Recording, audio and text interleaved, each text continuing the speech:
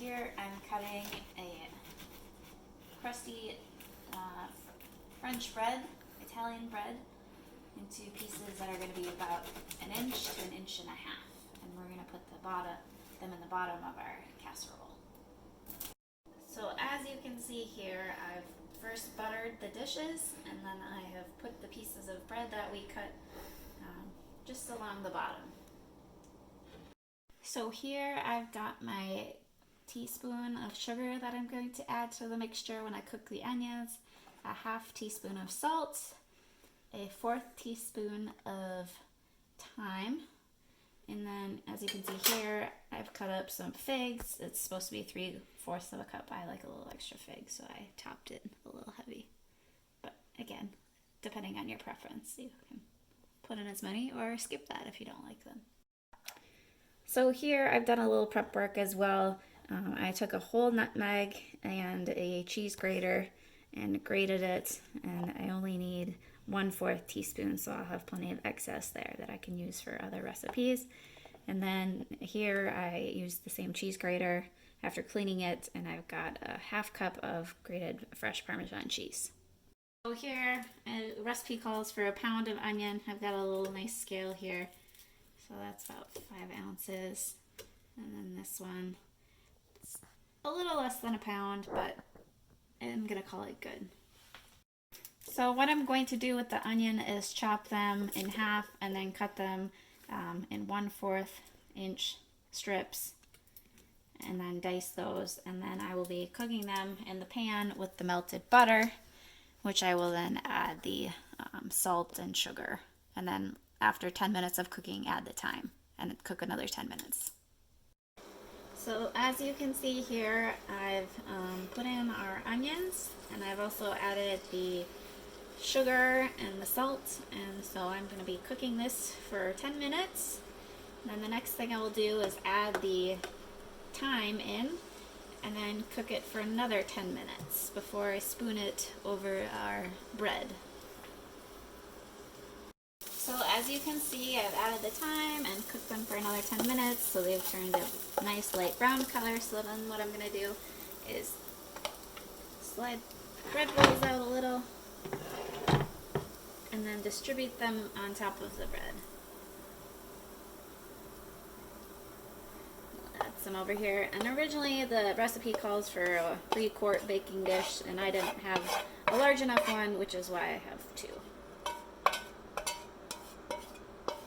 Alright, and then to this empty pan, the next step is we're going to cook our pancetta.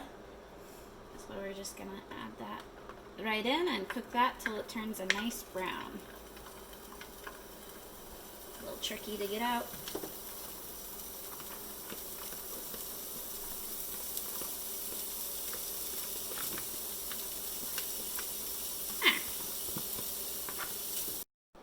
So as you can see, I've got my cooked pancetta here, and I'm just going to add a little bit to each one on top of our bread mixture. Oops, hopefully distributing evenly. I'm not too picky.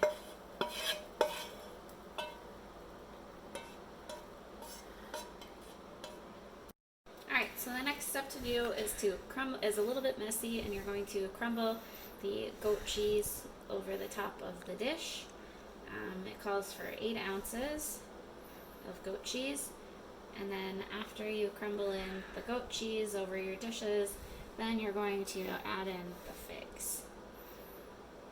So as you can see in here, I have 9 eggs, no shells. That's why I used a separate bowl.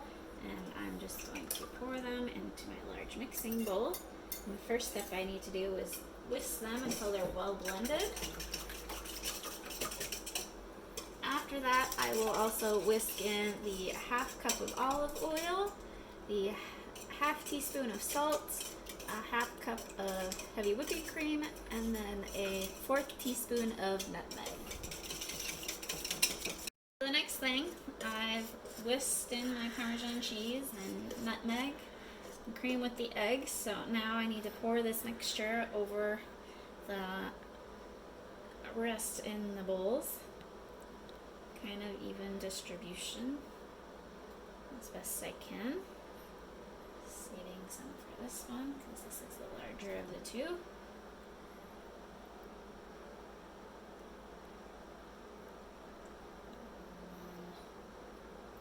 Come back over here, give it some more.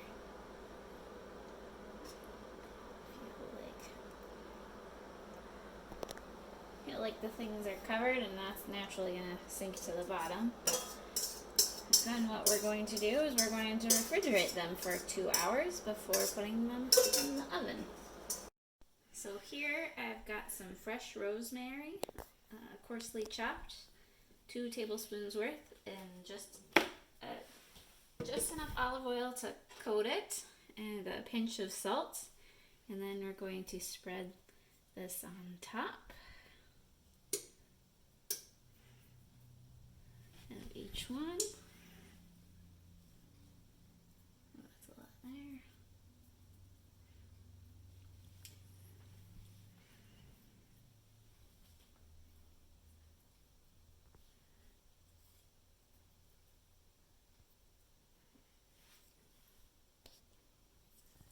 And then what we're gonna do is we're ready to stick it in the oven, which is set to 350 for half hour, 40 minutes until it's nice and puffed up and golden brown.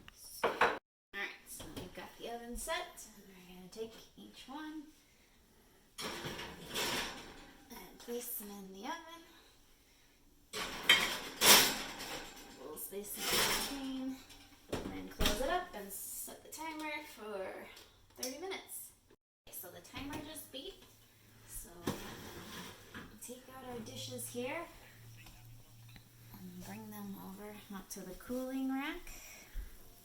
Nice and golden on top, so they'll need to cool for 10 minutes before serving. And again, this is a great brunch or breakfast, better than eating Pop-Tarts or nothing at all. So there we have it.